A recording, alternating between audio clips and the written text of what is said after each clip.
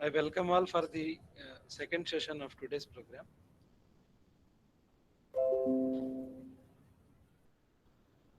I would like to introduce Dr. E. Suresh Babu Garu, working as Assistant Professor in the Department of Computer Science and Engineering, National Institute of Technology, Warangal. And Dr. Babu obtained his PhD from JNTU Kakinada, specializing in networking and security. He secured his MTech in Computer Science and Engineering from Visvesvaraya Technological University, Belgaum, and BTech in Computer Science and Engineering from JNTU Hyderabad. Dr. Babu has 16 years of research and teaching in different levels of professors, associate and assistant professor. In past, Dr. Babu was awarded Best Teacher Award twice for the academic year 2015-16 and 2016-17 at KL University, Vadeswaram.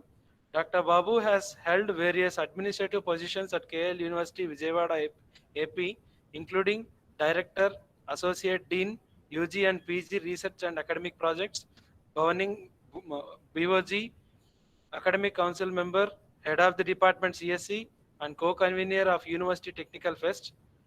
Dr. Babu works in the area of blockchain technology, Internet of Things, IoT security, wireless networks, and wireless ad hoc network security. Some of the areas where he has contributed include DNA cryptography, manets, security attacks, and defense measures, IoT security using blockchain. He has 65 plus referred international publications, including journals and conference, 15 book chapters, 80 plus invited talks across Andhra Pradesh, Telangana, Karnataka, and Orissa states. 40 plus students lectured on networking and security related topics. Dr. Babu received CSI Academic Award, Paper Presenter Award at International Conference held at CSI Annual Convention during 19th 21st January 2018 at Science City, Kolkata, and received 2 more Best Paper Awards at International Conference. With this brief introduction, I request Suresh Babu sir to address the gathering and continue with the sessions. Thank you, sir, for giving a brief introduction regarding me. First of all, I'd like to thank the coordinators for inviting me. It's audible to you? Yes, sir, it's audible, sir. Yeah. First of all, I would like to thank the coordinators for giving me this opportunity to knowledge on the blockchain technology.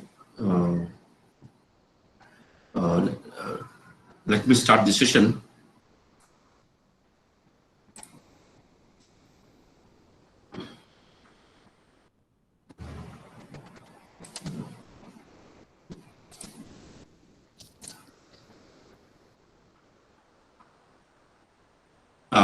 My screen is visible to all the participants?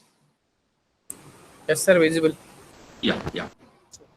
Now, I want to ask a few questions before we proceed, because in this pandemic situation, I think we are habituated from 3 to 4 months, and the majority of the people who have started the online training classes. And even I've seen just now, people are writing and listening this class, which is very good to see.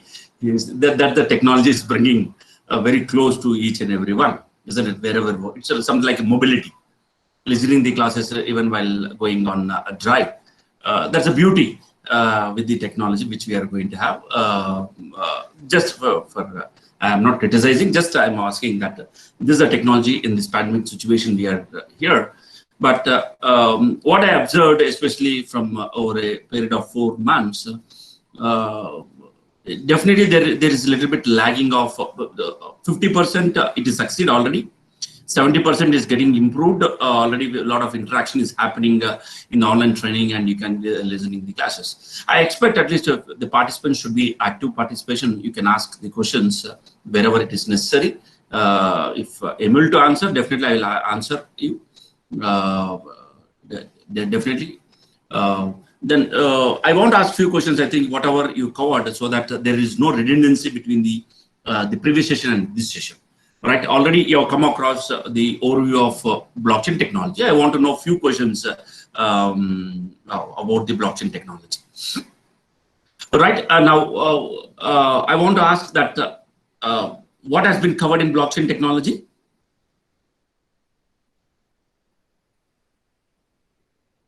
Introduction, blockchain technology, properties covered. The introduction part is covered. Yes, introduction in the sense, what is that? Evolution, right? Good. Applications, very good. Very good. Right. Now, and the use cases, how can we apply all these things in rural and all this? Introduction and evolution. Very good. Very nice. I think you come across then the role of that. Then we'll try to see the technical aspects of brief introduction to Hyperledger, very good brief introduction to Ethereum, maybe some of the models which we're going to. I'm going to concentrate more on the Ethereum in the next session, which is already there, 10th, which we have covered. All right. Now let me start the session. Will go like this. 1 minute. Somewhere I forgot. Keep session.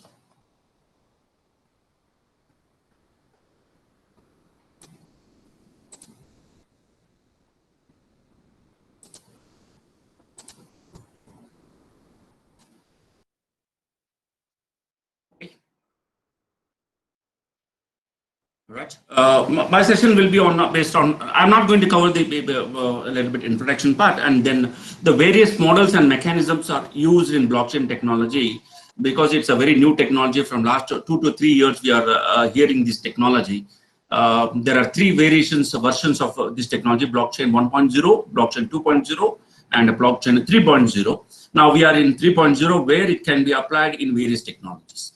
Now, I'm concentrating on blockchain 3.0 because blockchain 1.0 is based upon cryptocurrencies and how the cryptocurrencies are used. And then blockchain 2.0, they're concentrating on financial institutions. And blockchain 3.0, not only to the financial institutions, so we can apply this blockchain in various technologies where in order to enhance the security feature.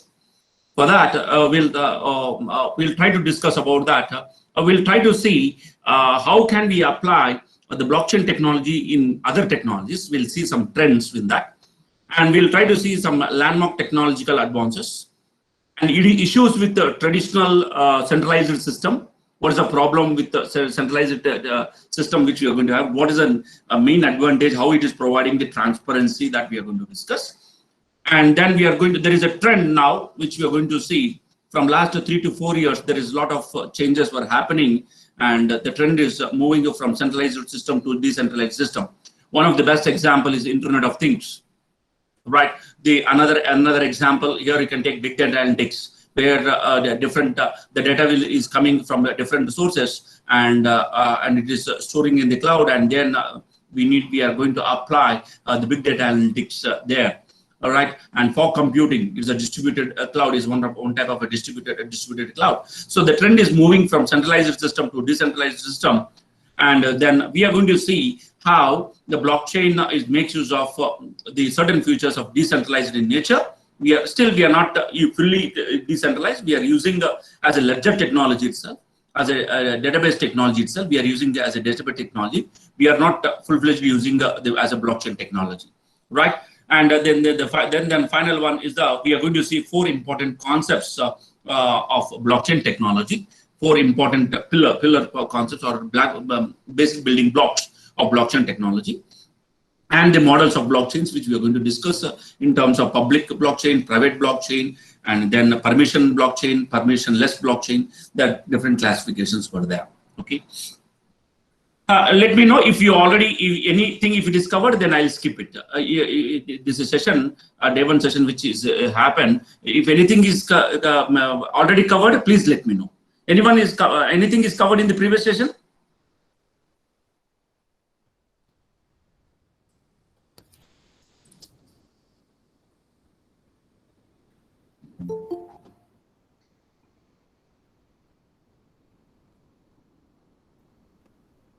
Okay, right. Good. Thank you. So then I'll go to further. Okay. Yeah, thank you. Right. Now we'll see how we are going to use the blockchain drives various technologies. How it is going to drive the various technologies. This is small basic. Now we can use the blockchain technology in 5G. Which is a distributed one again, which we are going to use it. How can we apply the 5G technology in IoT, and how IoT and the blockchain they're relevant to each other? That is that blockchain can be used in 5G technology that we can see, and how blockchain is going to help the cyber security. That's one of the important area where the industries are looking of how can we integrate, how can we solve the solutions using the blockchain technology with respect to the cyber security that we can see.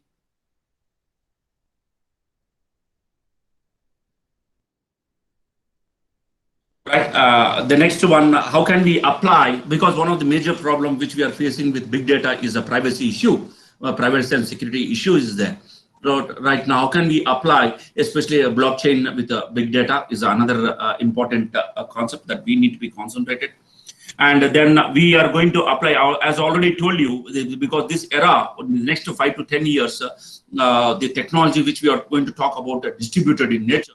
As there are problems are there with the cloud, how because the data which are coming from the various devices are much faster, right? For much faster rate. Whether the cloud computing is able to handle those data very efficiently. So they thought, well, why can't we go for fog computing, where the processing and where the filtering can be done at the edge level itself, and how can we apply? How can we apply the blockchain technology at this level that you can see a blockchain can be applied in fog computing? And then there is an interesting one. People were talking about a lot of stuff, though it's not a new technology. From last 20 years, we are using we have academic people that started doing a lot of stuff, research work on AI. And now the industry people are taking care of, they concentrated on this AI, and they've used the word of machine learning and deep learning. And again, the academic people start working on machine learning algorithms as well as deep learning algorithms. Now, how can we apply the machine learning algorithms in blockchain technology for efficient processing of the data, right? So we can apply the blockchain technology and the machine learning there. And how can we apply the cloud computing as well as the cloud computing with the blockchain? We can apply blockchain with fog computing, and cloud computing with blockchain can be applied, right? So these are the various the technologies where the blockchain can be applicable. A lot of research work already in this industry. Research work is happening. Academic research work is started from 2018 onwards. You can see a lot of papers which is coming from these areas. And the very interesting one, we are going to have vehicle-to-vehicle communication or vehicle-to-infrastructure communication, which we are going to have vehicle ad hoc network, right? This is one of the important ways, because there should be a lot of transparency should be there, a lot of trust. Excuse me, sir. So could you please hide the message that is coming at the top of the title of the slide, which says the Google Meet is sharing your screen, stop sharing or hide. If you could just click on hide. Thank you, sir. Sorry for disturbance. Yeah. So thank you, thank you.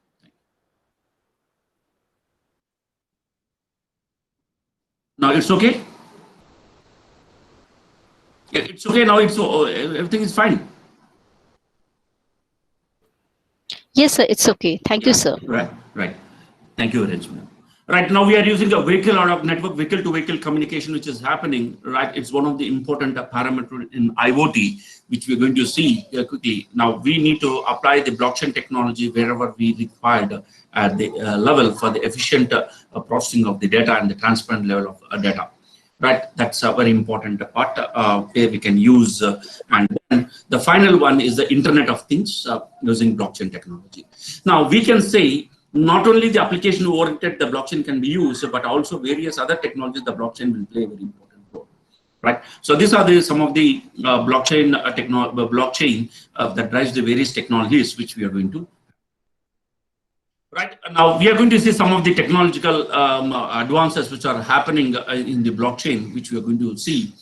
Starting from last 40 years, we have seen a lot of technological advances. As you already know that in what is a major problem now, if you see 4 years back or 10 years back, we are very sound in our respective areas. Suppose if I'm a computer science engineer, I'll be good in certain areas, isn't it? I need not to concentrate on electronics, or I need not to concentrate on electrical. I need not to concentrate on the mechanical machines, or I need not to concentrate on the civil structure. Now, whenever the new technologies like industry, when we talk about Industry 4.0, we are not now we can't we need to have some interdisciplinary.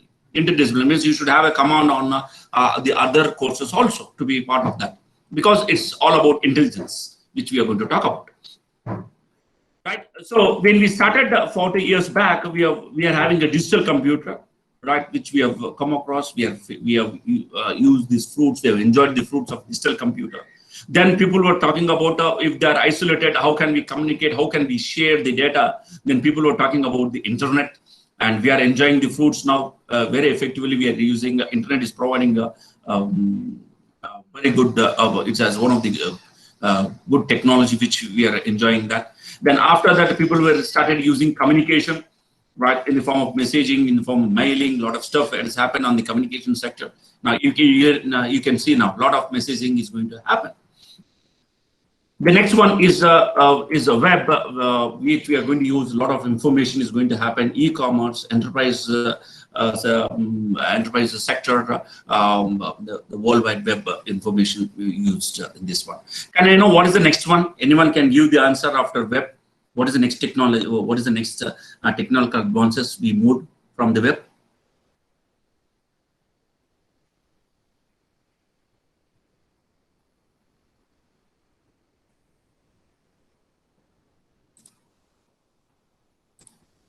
Cloud, okay. Service-oriented architecture, AI, okay, good. Maybe, right?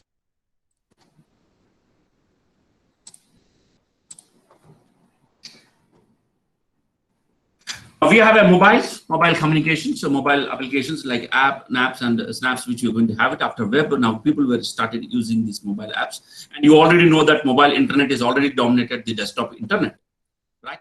So therefore, we are using a lot of mobile stuff here. Then after that, people were talking about social media and the social media networks, which we are going to use it. And then people were talking about the value for the data. Data is a value now. Data is a now new soil, isn't it? Now, definitely we need to perform some analytics there. We are going to apply some machine learning algorithms. We are going to apply some deep learning algorithms, or whatever the data, real-time data, which we are going to get from the various sensors. And then we are going to see the Internet of Things, right? And the final one, which is very interesting, the era which we are going to talk about is crypto system, cyber security. We need to be there. So crypto is all about, we are interested with Bitcoin, Bitcoin technology for the financial sector, blockchain. Bitcoin makes use of blockchain. Then we are talking about the smart contract, and then we are talking about Internet of Money, and we are talking about Internet of Value.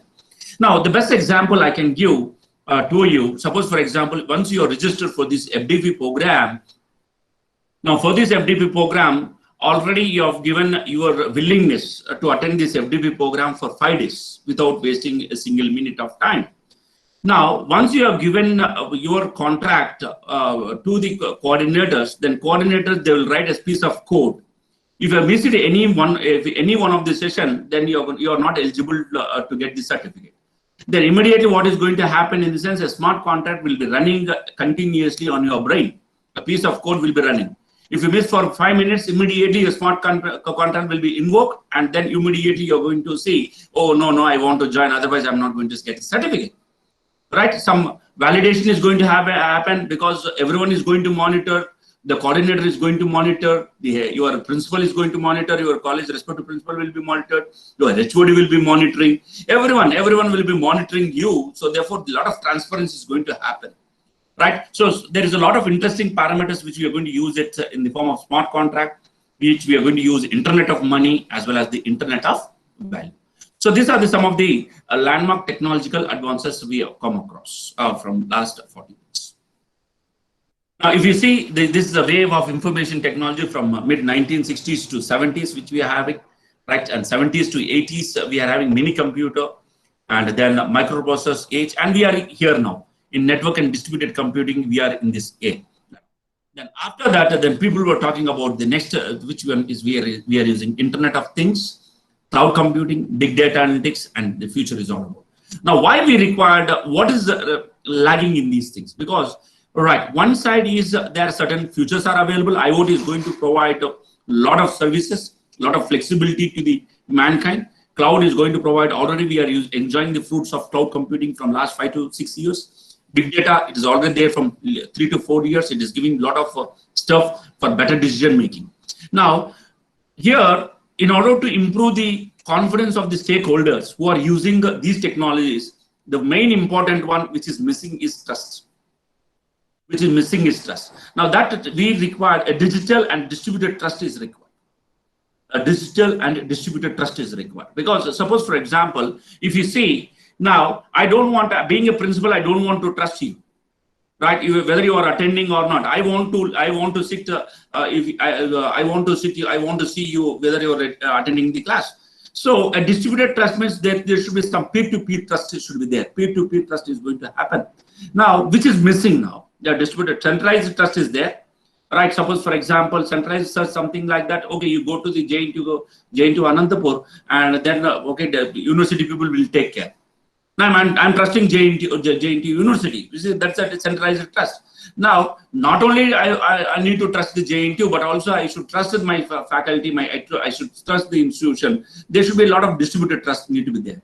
So therefore, we are with the era is all about distributed trust. We are interested with. Now I'm emphasizing on this. How can we ensure this distributed trust?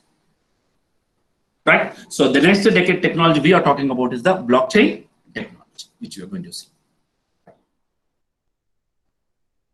If you see here, if you see here, there are the 30 technologies for the next decade, which we are going to see. Right. Then the first one which we are going to see here. Here, if you see the 68% which we are using for the blockchain technology, and then here we are having something like if you go for internet, faster and better internet is 86%. If you see, and the next one is the artificial intelligence. People were talking about the artificial intelligence which you can have. So they're definitely they required, though other technologies were there, but a lot of hype is there on these technologies. But still, it is an initial stage. Whether we are really adaptable, they are really adaptable to solve the problems which we are facing now. That's the biggest question. Okay, we cannot say we require minimum 3 to 4 years. Okay, if you have any doubts regarding up to now. If you have any doubts, please let me know.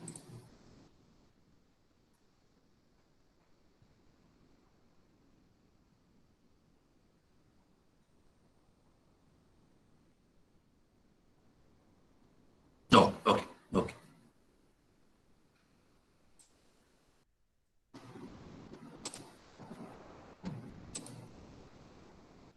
Now, what are the various issues with the centralized system of the traditional system which we are facing now?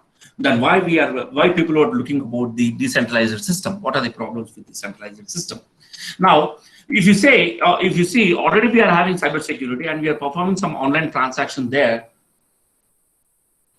Online transactions there. Suppose, for example, I'm performing some online transaction which is happening. User A is transacting is sending some 10,000 rupees to B. And these transactions, definitely someone should be there to be monitored. We are calling them as a trusted third party, right? We are definitely there is a trusted third party who is going to monitor our transaction, right? We are relying on the trusted third party. Okay. Now, what is the problem with the trusted third party? I think you already seen there are a lot of attacks what happen on the trusted third party. Now, what is this role of the trusted third party in the sense that the role of the trusted third party which you're going to have is to validate the entries, whatever it is happening in and day out, what is happening, he is validating the entries, to safeguard these entries from the unauthorized users, right, to safeguard the entries, and to preserve the historic records. Now, for this, we are paying a lot of amount to this trusted third party. Right? And what is the problem with the trusted third parties? It's very expensive. Methodologically, it will be very slow because of a lot of processing need to be done. And there is a chance of fraud because when I trust you, you misused me. That's a human tendency, isn't it? When I trust you, you misused me. Right? So there is a lot of trust is there because we are trusting on the trusted third party, and it is what is happening is subject to a fraud. The fraud is going to happen. Right? Then we are using a lot of anonymous payment, which is happening in and around how it is happening. If you take it, I will go to the bank and I'll withdraw the amount, and then amount will be given. Then if I go to the bank and then I'm going to withdraw the amount. Then I'll go to the shop to buy some burger or pizza. Then I'll get the pizza, and the shopkeeper or the owner, which is going to deposit the amount back to the bank. See, the money is coming and going in around, and definitely it is again it is going back to the bank. Now, bank is a centralized system here, right?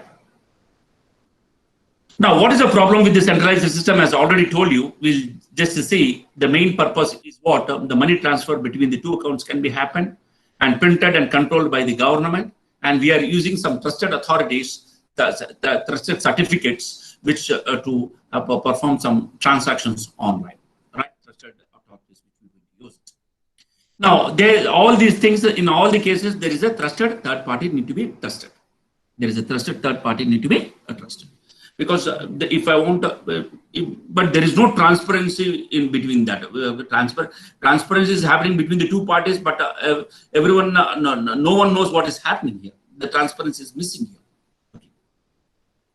Now, this is a centralized system. What we are going to talk about is everything is based upon the trusted system. If you say, if you see this image, that definitely this guy need to be trusted the group of people, and these two people has to be trust each other. If you are using cryptography, the key should be shared between them in a trusted manner, right? That if you already know that we have grown in such a beautiful world that kids will trust the parents and parents will trust the kids, isn't it? That's a trusted environment we have come across with the trusted system.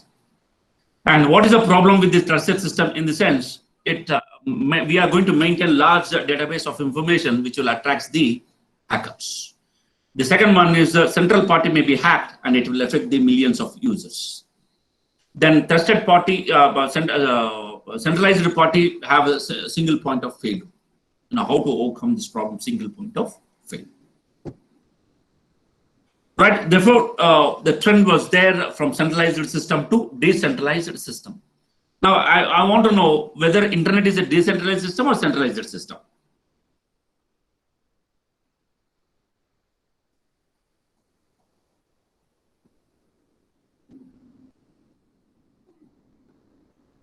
Internet is a centralized system or decentralized system? Centralized? Oh. Decentralized systems. Very good, madam. It is a decentralized system. And few people, they have used it as a centralized system. No, it's not a centralized system. It is a decentralized, full-fledged decentralized system. Cloud?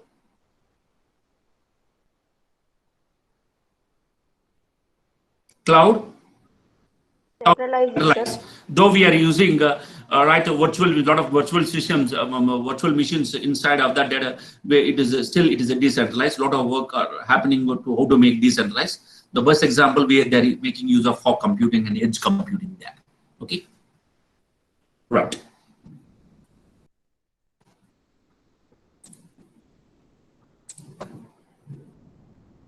Now, our main goal to have a distributed trust, that's I already told you, the weakest link security, because we are having a weakest link security, only one key will be there. That's a major thing. Our main motto is to have a strongest link group for the smaller group. Now, we are not interested with smaller group because we require for a larger group need to be there. So therefore, strongest link security for the larger group that need to be provided. So therefore, we are thinking blockchain technology should be a strongest link security in a largest group.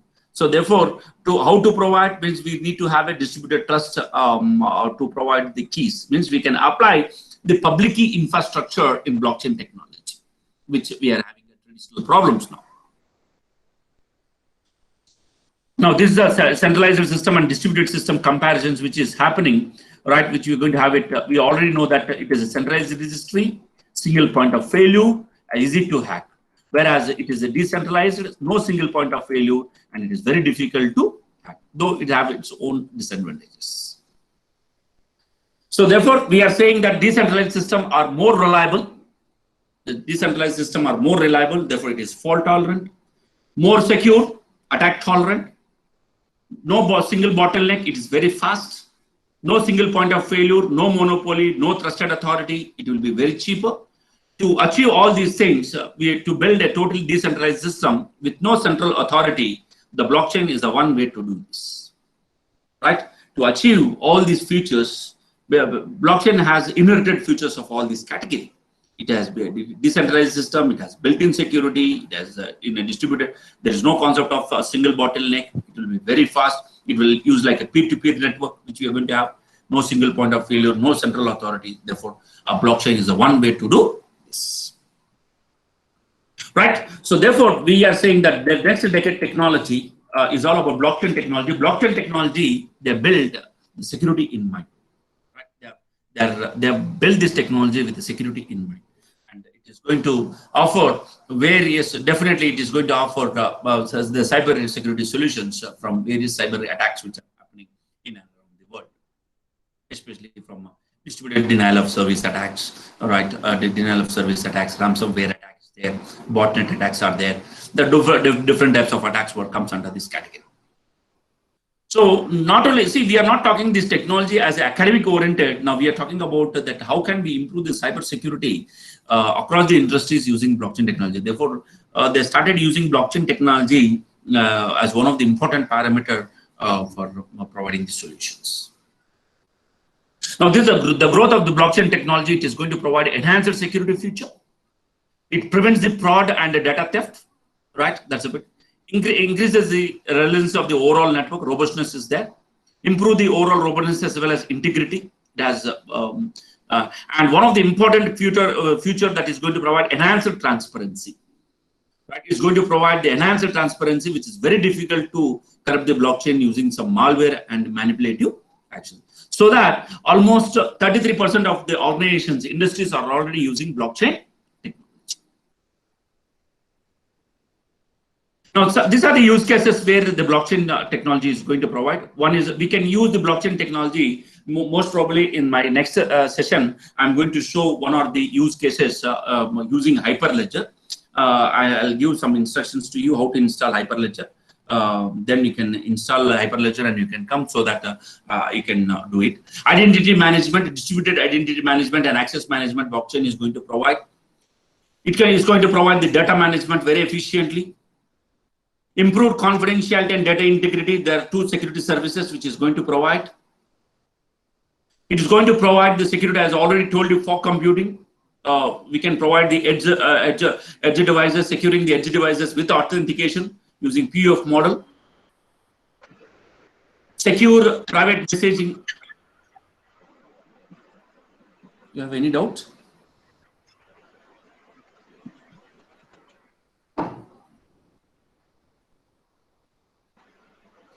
So for chatting of these things, already we are using secure private messaging. And as I already told you, if you want a distributed PKI, next generation PKI can be implemented using blockchain. For safer domain name service, which we can use a safer domain service, we can use like in IoT, we are using MQTT, we are using COAP, we are using some other application layer protocols. How can we provide service discovery mechanisms on top of the which is running on the application layer protocols? Blockchain can be used there. Reduce the distributed denial of service attacks, which is one of the devastating attack that the industry is facing, distributed denial of service attack. The blockchain is going to provide the solutions, like the best example is Mirai botnet attack. Now they started using blockchain to defend this distributed denial of service attack. Right? So therefore, why is the industry, ICT industry is interested in the blockchain in the sense, it is one of the disruptive technology and model, which are broadly applicable, because we are using as a database replication. Right? As I already told you, currently they are using a blockchain technology as a database technology, a database replication. Right? They are not using a full-fledged distributed technology. It is going to provide new services and new use cases to the end users. And definitely it is a potential, it is a foundational technology, which we can compromise. And many reasons are there. This as a, we can see. Why it is useful for the business? Because we are using as a shared ledger. I think morning session you come across, that's why I skipped this, a shared ledger, because the ledger will be shared, will be maintained by each and every person. And what is the interesting one in a shared ledger is only append. Whatever the transaction you are performing, we can only append. We cannot modify. We cannot modify it, right? Only append. That's the point. And it provides enhanced security, enhanced privacy feature. Privacy by design that blockchain is going to ensuring appropriate visibility and transaction secure and authentication and easily verifiable. We are going to use some consensus mechanisms, distributed consensus mechanisms to provide the agreement between the transactions. And we are going to use the smart card, which is a very interesting parameter, which is going to, it's a piece of code, which is a programmable code, which is going to be executed on each and every transaction and executed based upon the smart code. So broader participation, low cost, and definitely it will increase the efficiency.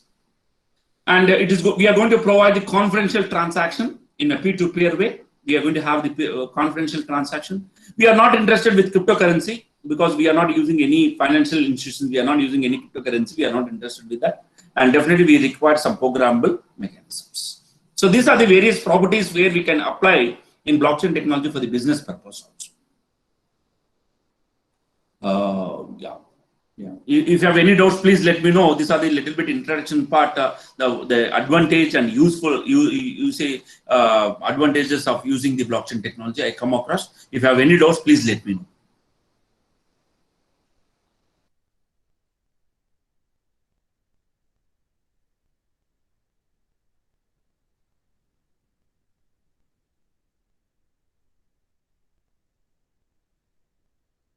Yeah.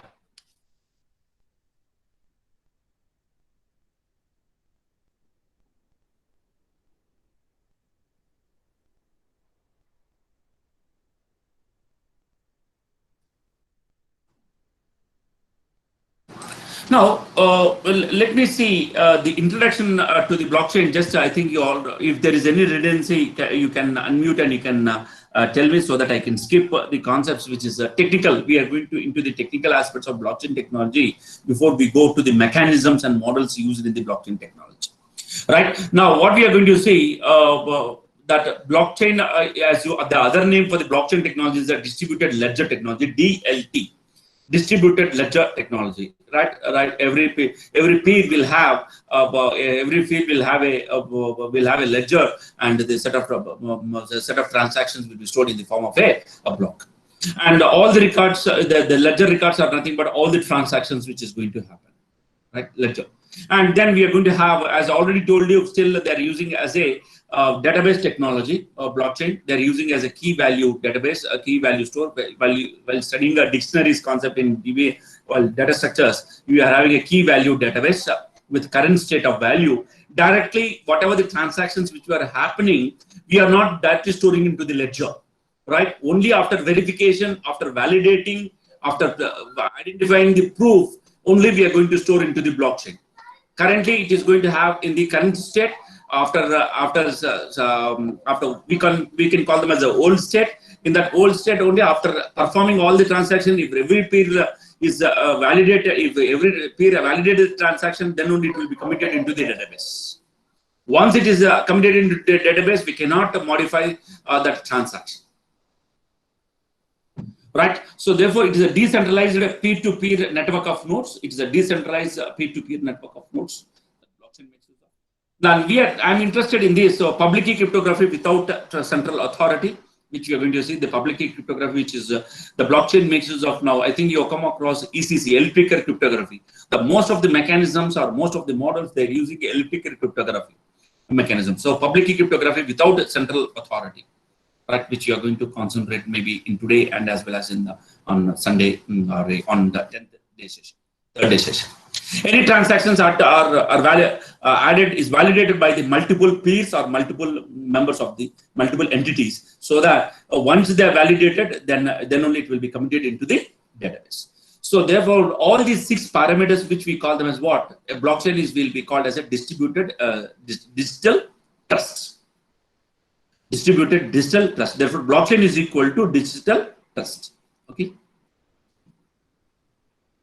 Right. Just I'll quickly go through just as I already told you. Now, see here all the transactions are stored. That's a point here.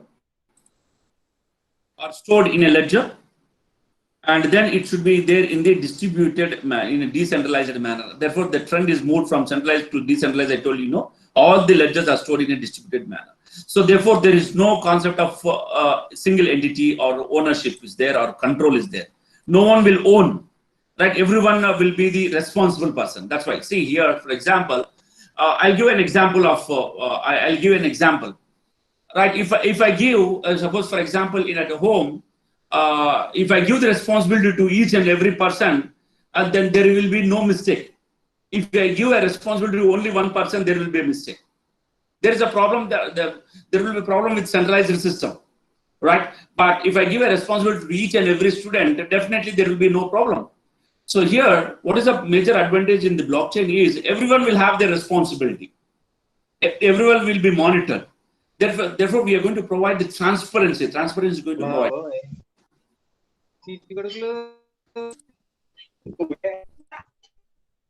Any doubt is there?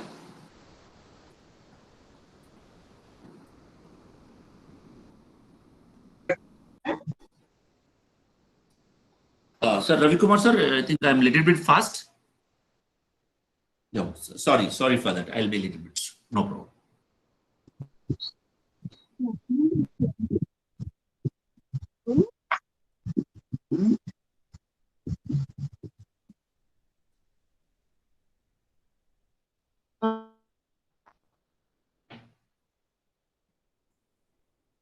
Now, see here, whatever the transactions which we are creating, if you have seen in my previous lecture, previous slide, that if user A is performing some transaction to user B, right? All the transactions, that's why all the transactions are stored in a ledger in a decentralized manner.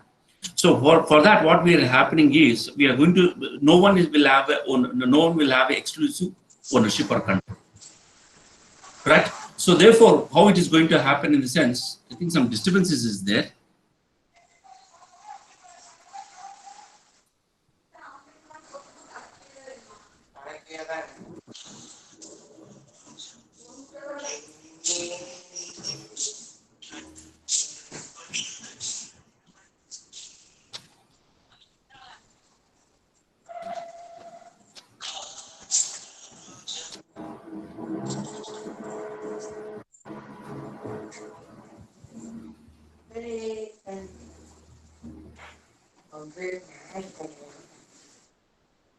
Kavita madam, can you mute it?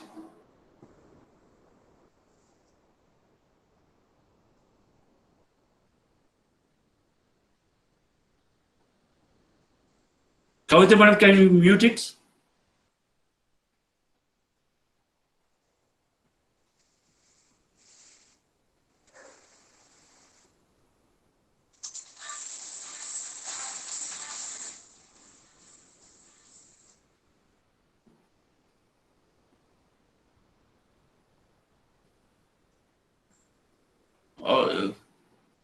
Someone should be there, I think. Should mute her or you just call?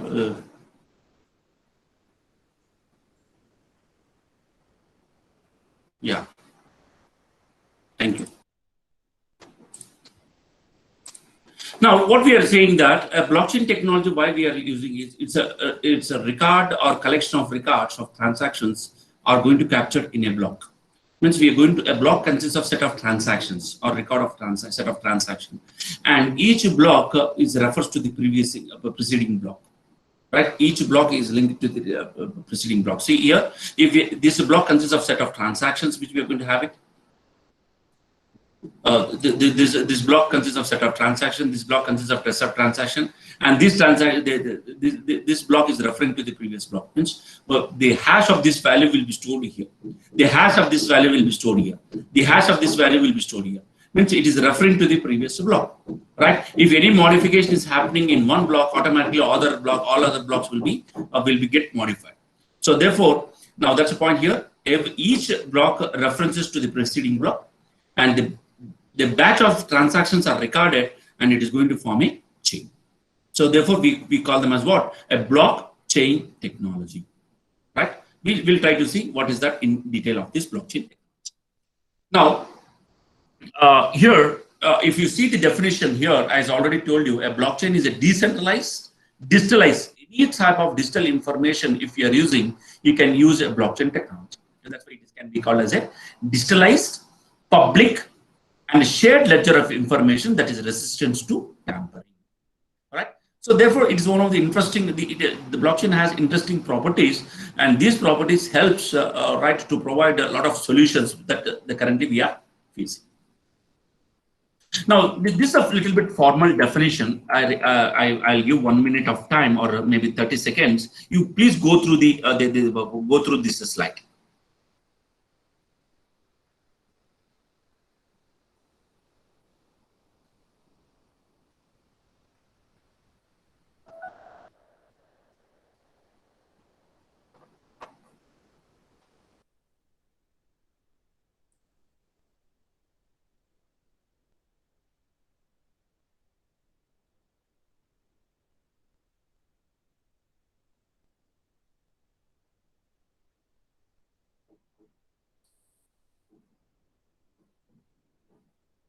Now, I think you got it. You got it. There are some little bit interesting thing there. Now, I want to ask few questions. How many people already handled network security and cryptography or data security? You already know these things. How many people already know that? Yes. Okay. Good. Two things. Yes or no? How many people already know it? Yeah. Out of 1 or 2 people, we got only few responses. No, Kiran, my madam, she doesn't have. No, it. Okay. Okay. Okay. Okay. I think if 50% of the people know yes, I think 50% people know. I think right out of that. Right. Now, anyway, I'll try to see to cover both the which you are going to have it. Now we are going to have it. Now that's why. See here, we are interested with very important parameter here. We are interested with.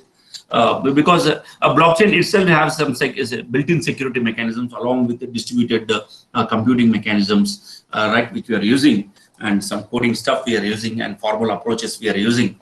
Now, if this is a definition: a single linked chain of blocks, a singly linked chain of blocks of verified signed transaction. Because if I'm sending a transaction from user A to user B, first I'm going to sign the transaction.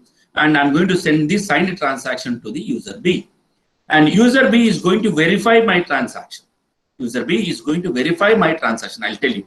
So therefore, it is called as a chain of blocks of verified signed transactions that is replicated globally on millions of nodes who are the part of the blockchain. And each and every block is linked with hash pointer. Now, because here we are going to use 3 cryptographic primitives in blockchain. Here we are going to use 3 cryptographic primitives in blockchain. One is digital signature. One is a digital signature. The digital signature has the signature as well as verification. The other one is the hash pointer.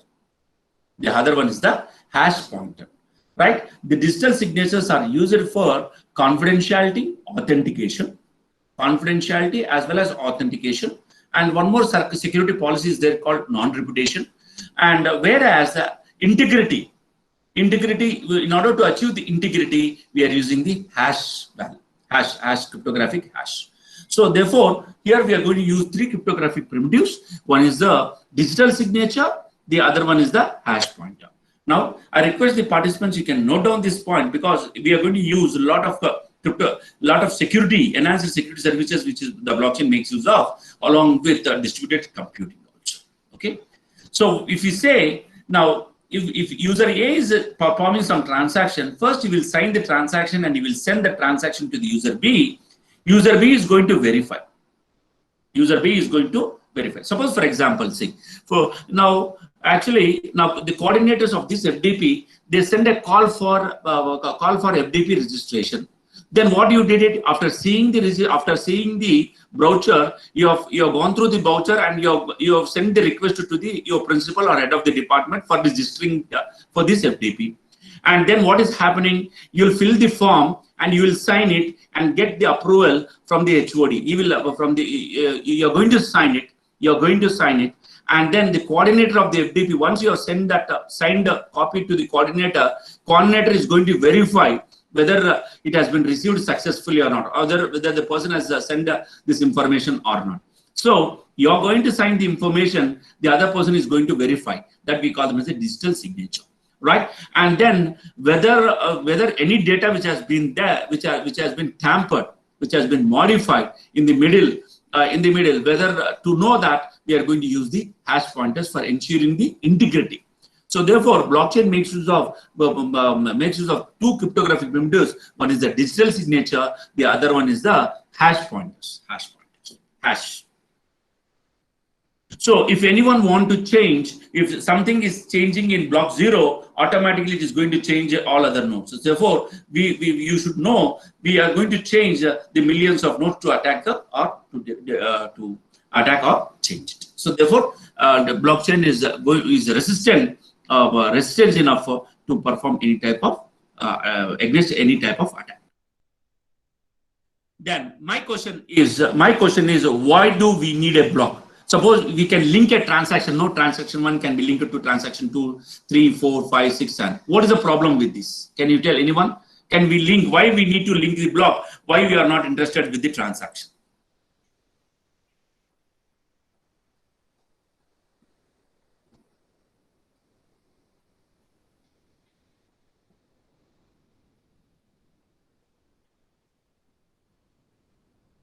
Okay. No, transaction 1 can be linked to transaction 2, transaction 2 can be linked to 3, 4, and so on and so forth, isn't it? Now we have a transaction. So 1 million transactions are there, 1 million transactions can be linked. What is the problem with that?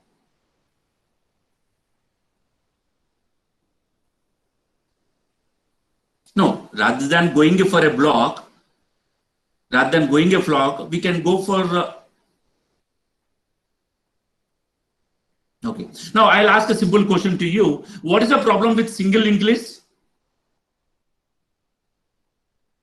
If you have a linked list, if I want to search a node, if I want to search the last node, what is going to happen? The link will be increased or not? Searching will be more or not? If searching is more, verification will be time consumable. Yes or no? So therefore, if the link, if we go for that, more time access, more verification will be very difficult, right? Verification will be if transaction, we can link the transaction. Transaction 1 can be linked to transaction 2. Like this, it's possible. But what is that? Too many transactions, chain will be too long. What is the problem with that? It is very difficult to find and verify the transaction, right? So therefore, in single linked list, finding a node, definitely last node, searching it, what is the time complex means? It will be order of n. It's order of n. Therefore, for that purpose, we go for skip list and something like that, right? To skip it, to increase the time complexity, or to provide to better time complexity, right? So it takes too long to find and verify the transaction. Right. The solution is what? We are going to combine several transactions. That's an interesting one. We are going to combine several transactions into the blocks. Several transactions into the blocks of the verified transaction. Say that's why every person, right? I will sign, everyone will verify. I will sign, everyone will verify. Suppose for the coordinator of this FTP, madam, she is going to send a request, right? She is going to send, and everyone will verify it. And if everyone is sending, and she is going to verify.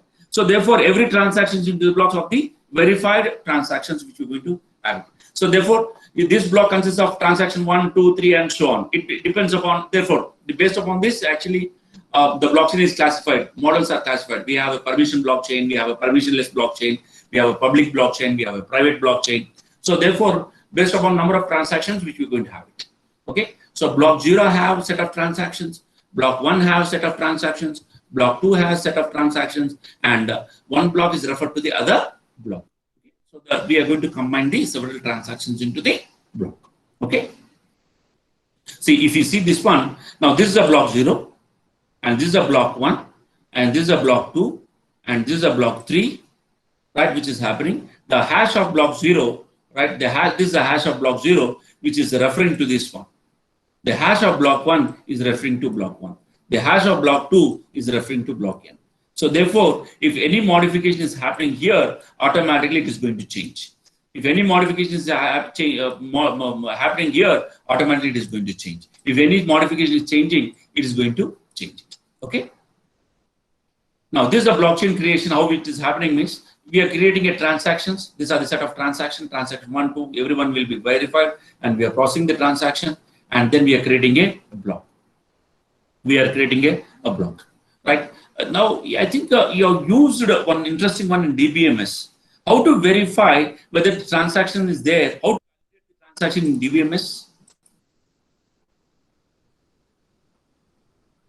What is your question, Jyoti, madam? I think, right, if there is any restriction of number of nodes to be a part of the peer-to-peer, no, it is a distributed, you need not to have it. There's no problem. It depends upon your application specific and type of concept you are going to apply.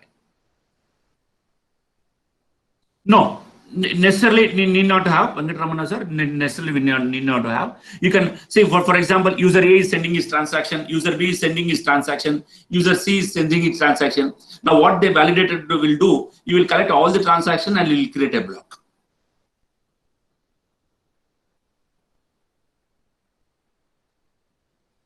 Yeah. Now I asked one question, isn't it? What is that question? Yeah.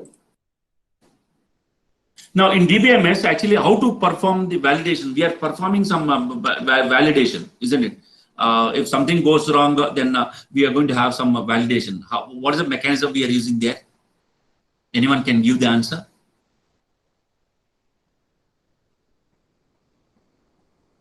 Logs, okay. Logs or log?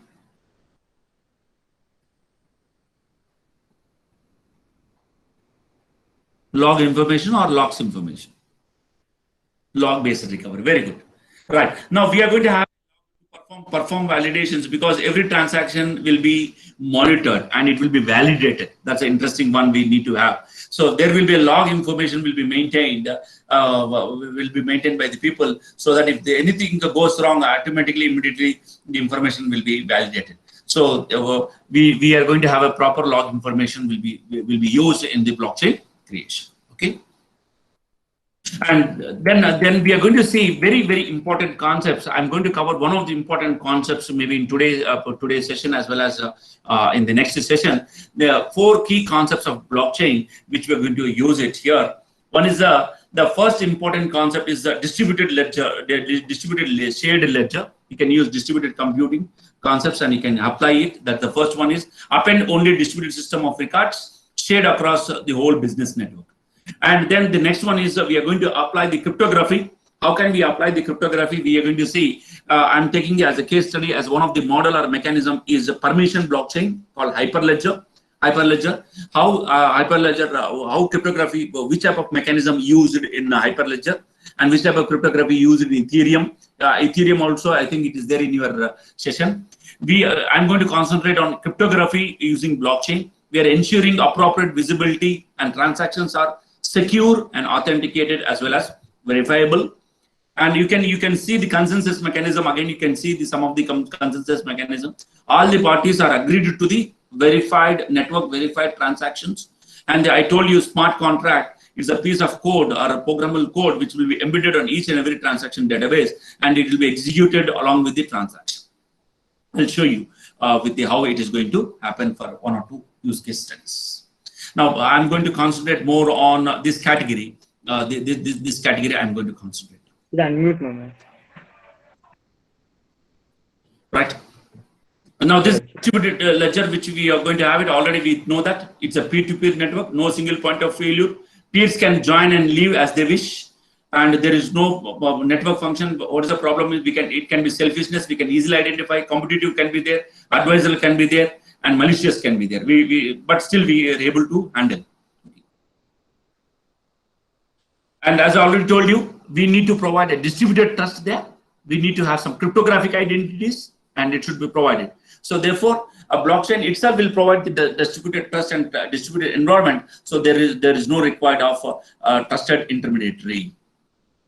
Peer will assume that any number of crypto identities will be generated. Means you will maintain some keys for generating the transaction. So no central authorities will issue the identity.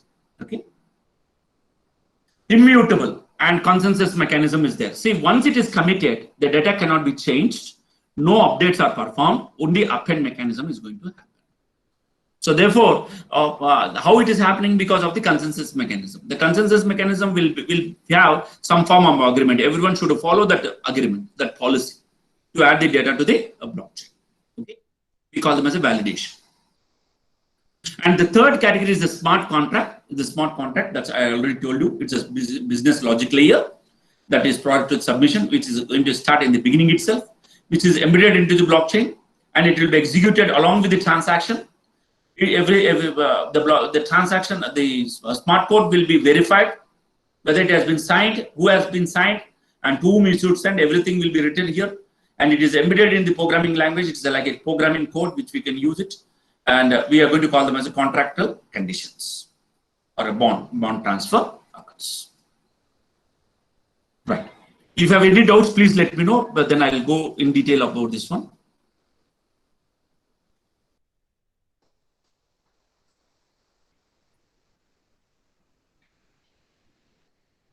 Smitha madam, what is your doubt? Verification concept in the sense? You can unmute it. How do the blocks are verified? Yeah. How does the transaction is verified? Yeah, right. Very good question. I'll give you the answer to you. You will get a clarity while in going through the concepts. Right. Suppose, for example, we are using a digital signature. We are using a digital signature in the sense that we are using public key cryptography there. Right. Public key digital signature is usually implemented using public key cryptography. Public key cryptography uses two types of keys. One is a public key, another one is a private key. Now, what is here? We are assuming that the blockchain will provide the public keys of both the users. The issuer public key will be available with the receiver. The issuer public key will be available with the receiver. Now, what is happening here? First, whenever the issuer wants to send a transaction, he will sign with his private key. He will create a signature with his private key. Then that signed transaction will be sent to the other people. The people who are having the issuer's public key, they will verify it using the public key of the issuer. So is this like this is the standard block concept that is used for verification, or there are further more cryptographic techniques that we can use for? Yeah, currently whatever the models and what are the mechanisms they are using elliptical cryptography. They are using elliptical cryptography you come across. Currently, Ethereum or in Corda or as well as in Quantum as well as mechanisms, Hyperledger, they are using ECC there. Yes. Cryptography, Diffie-Hellman, digital signature, and as well as Diffie-Hellman key exchange they are using, right? And currently they are using digital signature using ECC. Okay. So they are proper mechanism. A lot of research work need to be done. They're using lattice-based cryptography. They're still using attribute-based cryptography. They're using for proper identification. A lot of research work is going on parallel side. Cryptographic people are working, distributed computing people are working, right? Industry people are working on these various constants to provide. So, sir, this is for, I think, what type of cryptography public, that is for digital identity management, I think you're talking about. Identity management verification.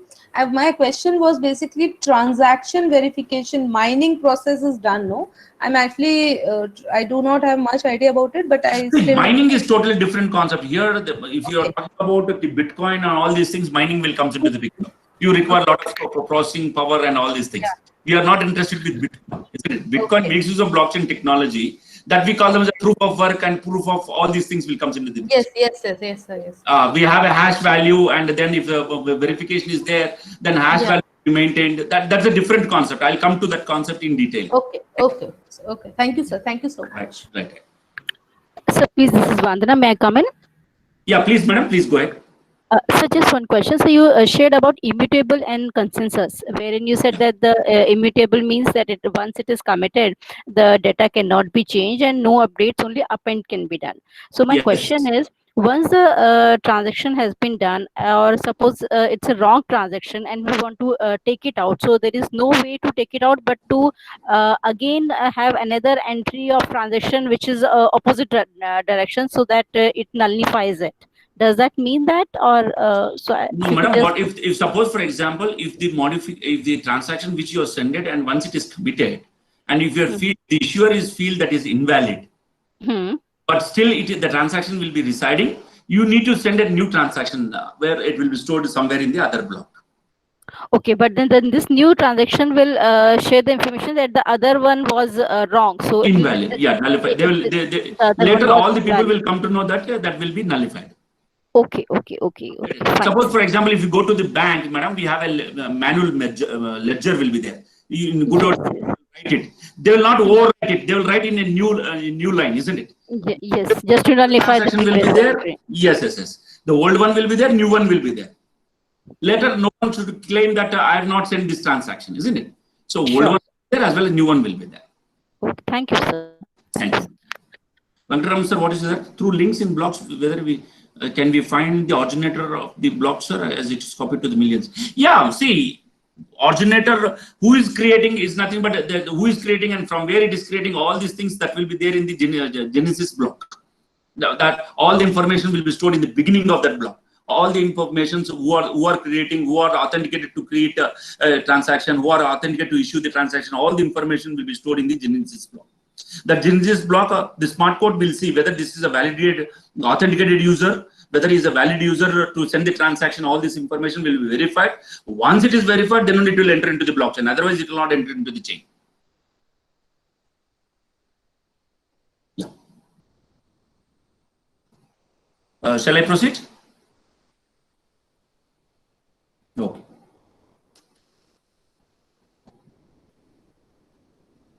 No, that's it. See, that's a different. Suppose, for example, here, if you say, can we do mining? Mining is here. Now, it varies from application to application specific, right? Now, what we'll do is, suppose, for example, now here we are going to use validators concept. Validators in the sense the persons who will do the mining concept.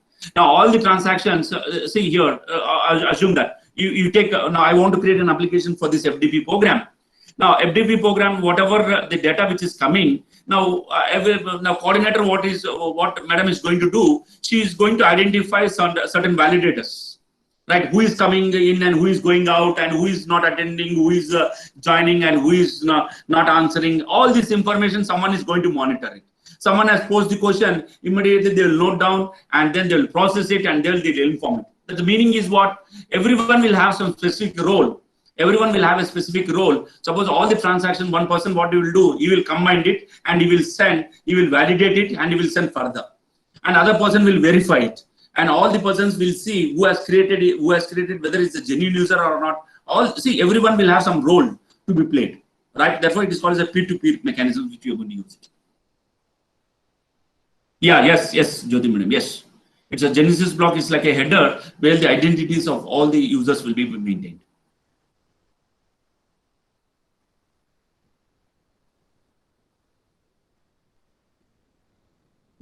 Thank you. Now I'll proceed it if not out. Now, if you will come to know once if you see this mechanism, then you will come to know how to find and transfer a block. Here, in the sense, we have a transaction of user A, and other user is going to perform other transaction. Other user is going to perform other transaction. Another user is going to perform another transaction. Another user is going to perform the transaction. What the role of the person who is going to perform is one validator, we call them as, or one peer, who has some responsibility, has given some responsibility. He will combine all the transactions from different users and he will create a block. And this block will be validated. A node will validate this block. A node will validate means he will verify, he will validate, he will verify that block. All are correct or not. So for proof of correctness should be there, validating should be, as well as verification should be done. And then only it will enter into the chain. Then only it will be entered into the chain. So therefore, there are a lot of processing, computational power processing. It is going to happen in blockchain. Now, sir, that's the point. If you see, we call them as a miner. I think one of two participants, madam, she asked about the miner. Miner is nothing but something like, what is this role? Is nothing but what? Verifying all the transactions, then combine the transactions into the block, then solve them some mathematical puzzle proof of work, we call them as. Suppose, for example, now if you take one example here, now there are two batches are there, batch 1 and batch 2. Now I've already given a mathematical puzzle like proof of work, we call them as what? I'm having 1 million transactions, then who will update this 1 million transactions into the blockchain? then whoever have the more computation power, and if they are completing within the stipulated time, and they will get the prize money. Then next time, the next time the miner, the next time the other person is going to increase the 10 million transactions to get updated for all the Ps. So again, one more stuff will be there. So therefore, what we'll see, we are going to have a solve the mathematical puzzle. We call them as a proof of work. And then once the proof of work is validated, then we are going to add to the chain. Then add the block to the chain. So therefore, we are going to add a new block into the chain. So therefore, how to perform in the sense, then the answer, I think one of the participants asked the question, how to transfer a block in the sense is nothing but we are going to use a digital signature here. We are going to use a digital signature. Only you can sign. Everyone in the blockchain can verify, but you cannot deny. That is called as a non-reputation. You cannot deny. You cannot deny, right?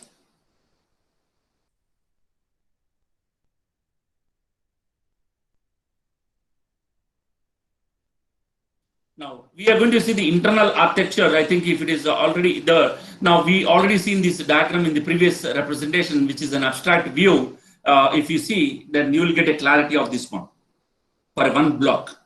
Now, we have two keys, which we are going to discuss. Maybe time is probably today only we'll discuss. Otherwise, next morning we'll try to discuss along with the Hyperledger. We have a two keys, as I already told you. There will be user A or owners one public key, and the owners one private key, and then hash. If you have seen my formal definition, we have a digital signature, and then we have a hash. Then I'm going to sign the transaction with the owners one private key.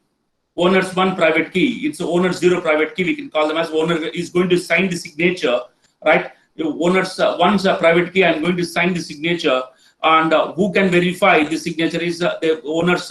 One private key only should be available. With owners one public key only, we can verify it, right? And then we are going to perform the transaction. Hash will be stored here. The hash and the public key will be sent to the owners one signature.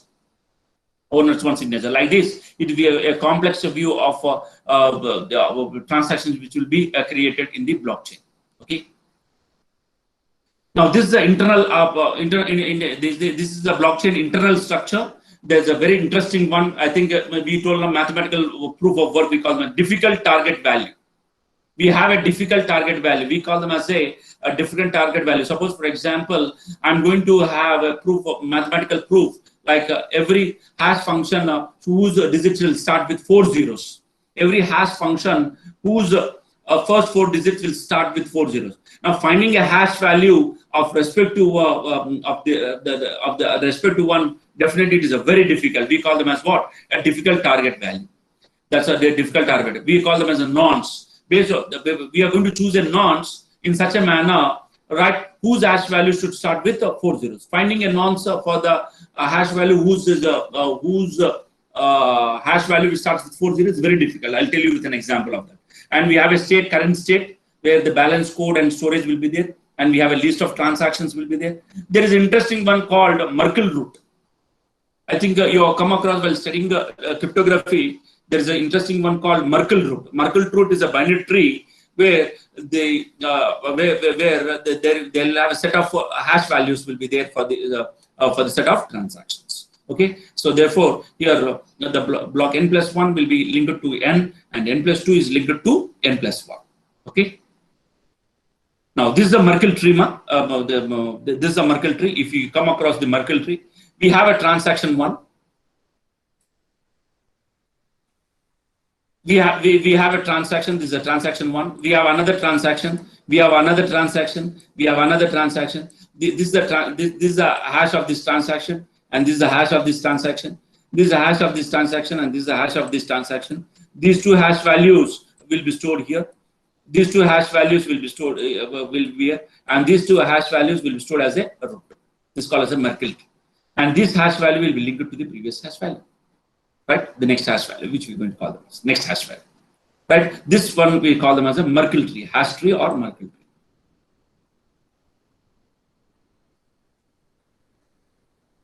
This is an example of that. You can see that the data, the transaction. This is the data, the transaction, the hash of this one, This is the data hash of this one. These two hash values will be here. These two hash values will be here. And these two hash values will be here. And then we are going to store into the transaction root. Okay. And for this transaction root, there will be a nonce. If anyone, if you are going to have it, if anyone want to modify it, you need to find a nonce value whose transaction should start with 4 zeros. I'll give an example of that. Okay. Now, this is an example of that. We are going to use a Merkle tree, which is a binary hash tree that efficiently minimizes and verifies the large set of data or transactions. Right? We already know that hashes of the transactions are stored in a tree. The parents that contain the hash of the concatenation of the children. As you already know, the binary tree time complexity is order of log n. Order of log n comparisons to find the transactions among n. Okay. Right. Now, we'll try to see how to distribute a ledger in the blockchain. By applying the smart contract, by applying some consensus mechanism, how to distribute a ledger that works in the blockchain. Now, you can see this one here. Now, user is going to initiate the transaction using their digital signature. User is going to initiate the transaction using digital signature. And user is going to broadcast the transaction to the nodes. That's the next step. Now, one or more nodes begin their validating each transaction. Then the transaction is combined into a block with each other transaction. Then node is going to aggregate the validate transactions into a block. And the nodes are going to broadcast the blocks to each other. Right? And the consensus mechanism for further validation is going to perform. And then once it is completed, a block is reflecting from true state, means old state is changed to the prior block, means it will be converted into the permanent state. Now, this is the way that a distributed ledger is going to happen in the blockchain. If you have any doubts, please let me know.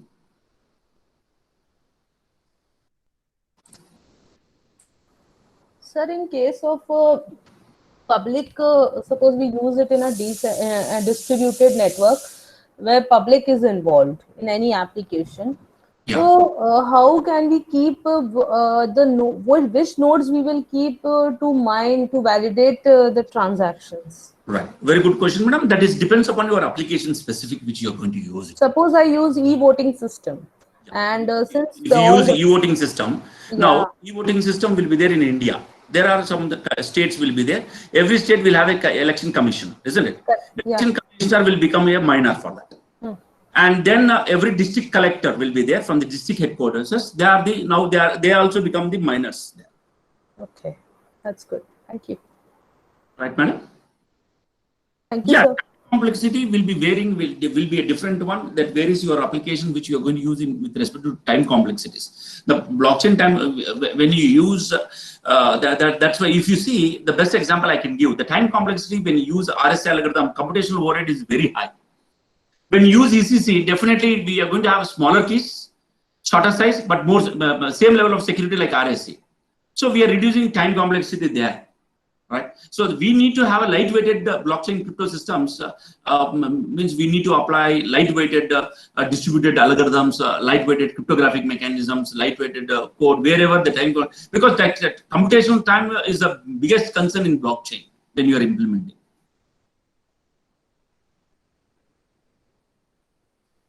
Murli Mohan sir, I think yes, there is a limited number of transactions. Yes, because based upon the type of transaction, number of transactions you are using. If you are using, suppose like Ethereum, which is a permissionless, there is no restriction in number of blocks or number of transactions in each block. When you go for permission blockchain, then we have a restriction. We can create, suppose for example, 10 transactions per block or 20 transactions per block. That depends upon your type of application, and it varies from type to type application. Maybe another persons is concentrating in Ethereum, I think. On Ethereum, then you will come to know number of transactions. There is no that because everything is public permission blockchain. It is permissionless blockchain. But like Ethereum, like Hyperledger, it is a permission blockchain where you'll have control over that. Okay. Thank you. Thank you. Yeah.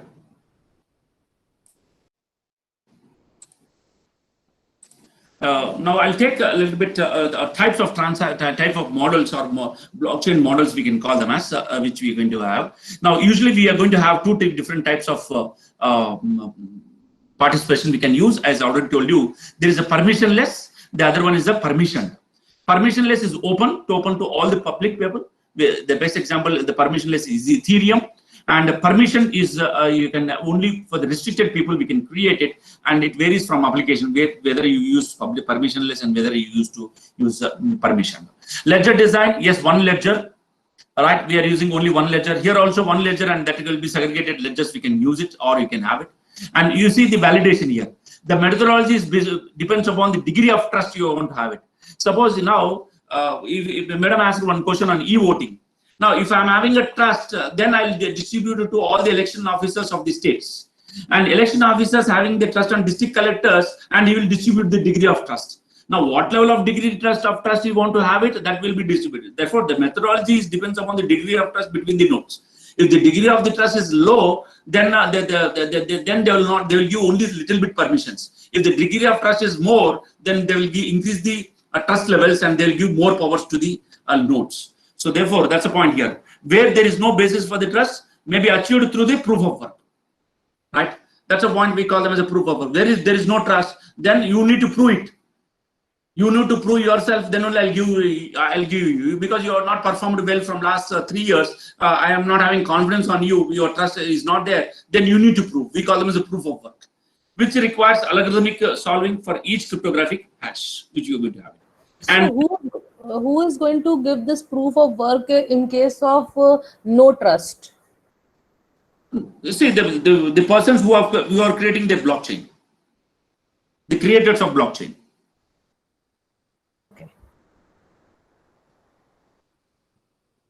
Okay, madam?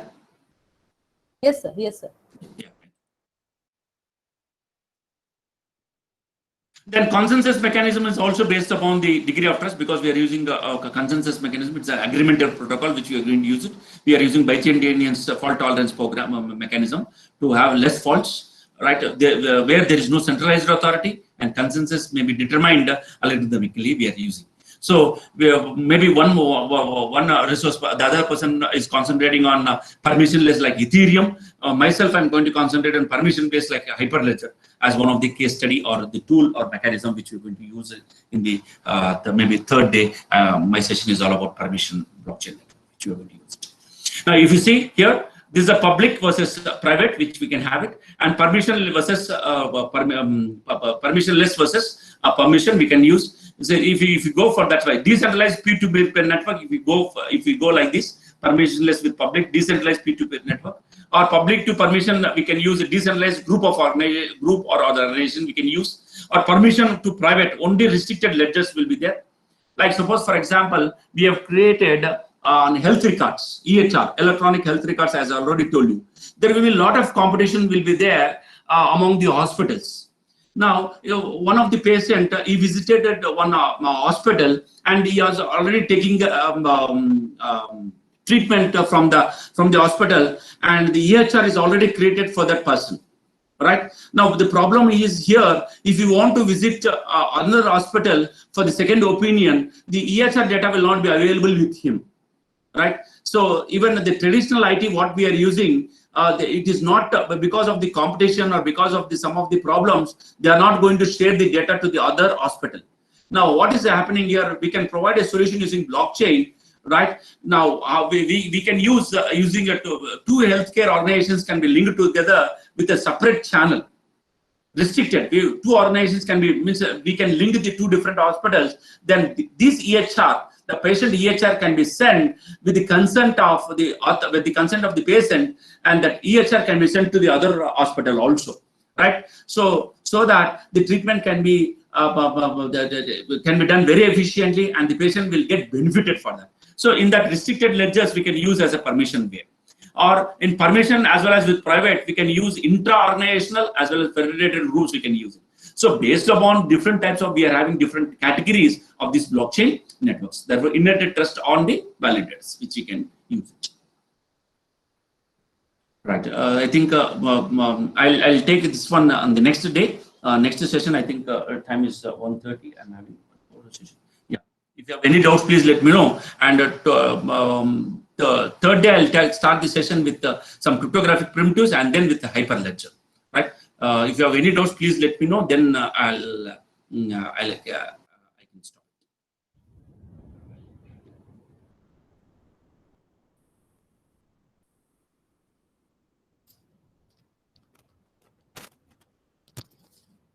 Participants, if you have any doubts, unmute yourself and talk to sir.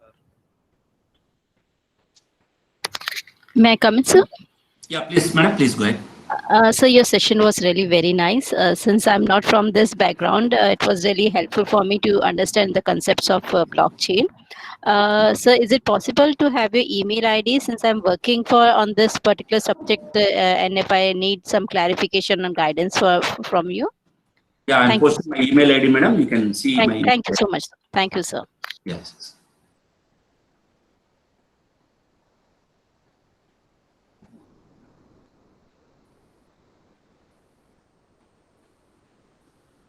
The participant.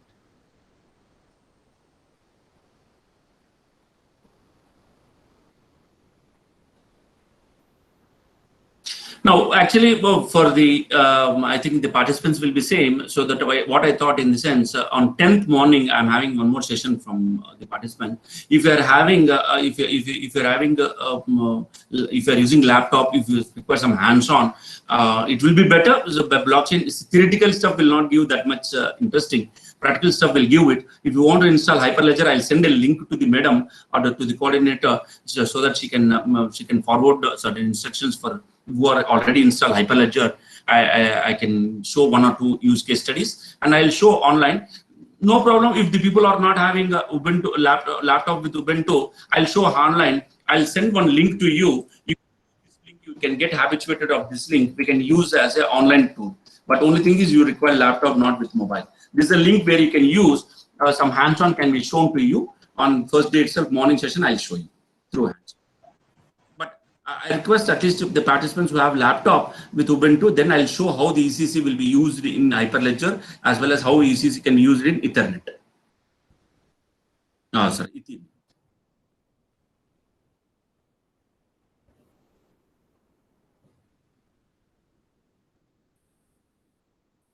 Yes, sir. Yeah. If no questions, then over to you, sir. Yes, sir. Yes, sir. With this, we'll close for today's session. Thank you so much, sir, for giving such an interesting and informative session for the audience, for the participants. Even then, if they are beginner, they are very much clear concepts of related to blockchain and all. Thank you so much, sir, for sparing time, and we'll have another. Thank you very much, sir. Thank you. Actually, I thank all the participants and the coordinators once again because who made me 1.5 hours. Sitting 1.5 hours and sitting the class is very difficult, isn't it? Thank especially the participants and the coordinators once again for giving me this opportunity. Thanks to the Shobha Bindi madam for giving this opportunity. Right? Thank you. Thank you, Varna. On behalf of Shobha Bindi madam, I thank you very much. Yes, yes. Thank you. Shall I quit? Yes, sir. Yes, sir. Yeah, yeah. Thank you.